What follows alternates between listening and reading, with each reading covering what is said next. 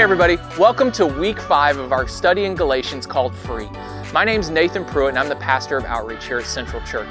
Galatians chapter 5 starts with, "It is for freedom that Christ has set us free." We love our freedoms here in America. It's a defining feature of who we are. And I didn't understand what it meant not to be free until the first time I went to Ethiopia. We were flying over to Ethiopia, and while we were on the plane, there was a coup attempt, which is not a good thing. And so when we landed, there were soldiers everywhere, the country was on lockdown, and we tried to get on our phones to figure out what was going on. But the biggest thing that surprised me as an American is that the government actually shut down Ethiopia Telecom. There was no telephone service, there was no internet service anywhere in the country. You see, they don't have the kind of freedoms that we have. And that was a scary thing because anything could have happened and I couldn't have known what was going on. I couldn't have called my loved ones to tell them what was going on. I couldn't have done anything. I felt helpless. Freedom is an amazing thing, but freedom isn't always used for good. Paul talks about this in Galatians chapter 5. He talks about how our freedoms should be used to build up the church. Our freedoms should be used to bless other people.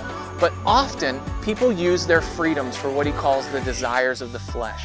Often, people use their freedoms to bless themselves, to build up their own lives, and to tear others down.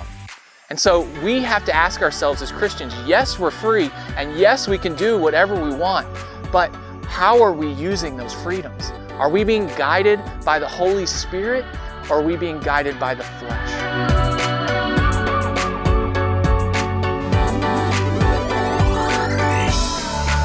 What I wish, and what Paul wishes for the church and talks about in Galatians chapter 5, is that we would use our freedoms to bless people, that we would use our freedoms to build up the church and those around us, that we would lean into what he calls the fruits of the Spirit. But instead, often, people lean into the desires of the flesh, which is a shame. Often we're selfish, often we're not building others up, we're tearing them down, often we're thinking about our own desires and wants.